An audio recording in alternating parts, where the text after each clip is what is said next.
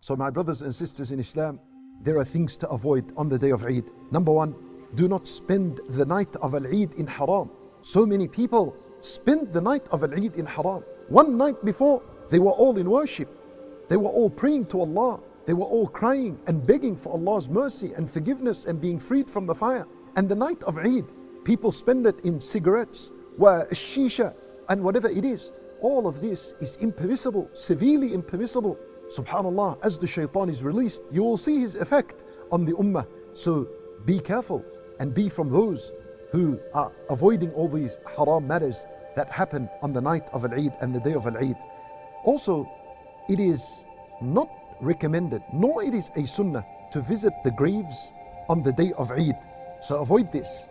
Avoid visiting, specifically visiting the graves on the day of Eid is impermissible, because the day of Eid is a day of celebration and rejoice and joy and happiness, not a day of sadness. The other thing is, avoid on the day of Eid mixing between the genders.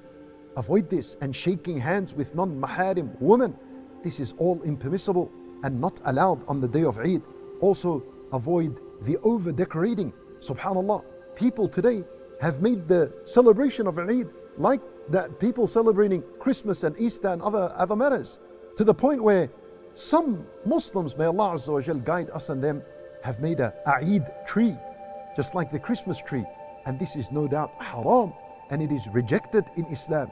We tell these people with all kindness and compassion and wisdom, please avoid these matters and close them and turn and remove them from your business for the sake of Allah Azza wa Jal. This is not permissible to introduce these matters in Islam. If there was a Eid tree, the Nabi sallallahu alayhi wasallam would have been the first one to teach us this kind of sunnah. But this thing doesn't exist. And this over decoration is also not a sunnah of the Messenger sallallahu alayhi wasallam. So avoid it. Light decorations, maybe perhaps a banner that says Eid Mubarak and you put it in the house, 2-3 balloons, maybe something like this, something very light. Then this is al-ulama rahimahumullah, some made exception for this, no problem.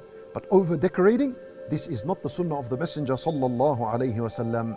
So my brothers and sisters in Islam, enjoy the day of Eid, spend it in obedience to Allah subhanahu wa ta'ala, and spend on your family. This is also something that is recommended and something that is liked. And allow your children to enjoy the day of Al-Eid.